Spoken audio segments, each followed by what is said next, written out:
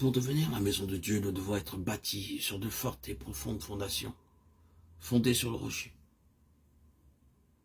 En tant que serviteurs de Dieu, nous devons nous assurer que nous passons suffisamment de temps dans l'étude de la parole de Dieu avec les autres. Autrement, ils demeureront spirituellement faibles.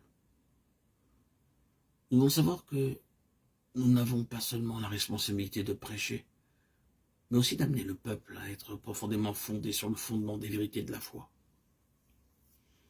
Mais si nous voulons faire seulement un grand rapport afin d'étonner les gens, tout ce que nous avons à faire, c'est de compter les mains et les pieds aussi.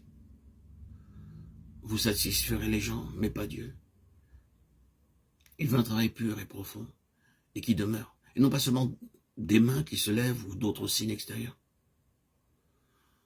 Nous devons être sûrs que les gens que nous servons sont amenés à une expérience spirituelle personnelle du salut. Puis, nous devons les aider à comprendre qu'ils peuvent avoir une part dans la maison de Dieu. Dieu montre cela très clairement lorsqu'il dit à Moïse qu'il m'apporte une offrande, ceux qui donneront volontairement de tout leur cœur. Ce fut à ceux qui avaient eu l'expérience du sang de la nuit de Pâques que Moïse transmit cet appel. C'était le signe qu'ils étaient lavés, pardonnés et prêts maintenant pour recevoir plus. Mais cela fut tout à fait facultatif. Il n'y eut pas de contrainte, pas d'obligation, pas de pression. Il leur était simplement donné l'occasion de devenir participants du sanctuaire de Dieu et aussi d'apporter des offrandes volontaires. Cela s'applique à nous aussi, mais ce n'est qu'un commencement.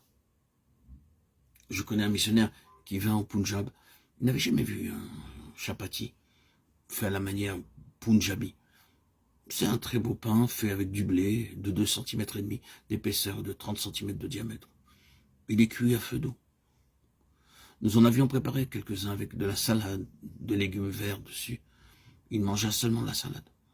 Ne sachant pas que c'était du pain, il dit « Débarrassez-moi de cette assiette ». Il ne savait pas que c'était du pain. C'est comme beaucoup de gens qui n'ont pas appris à jouir de leur salut.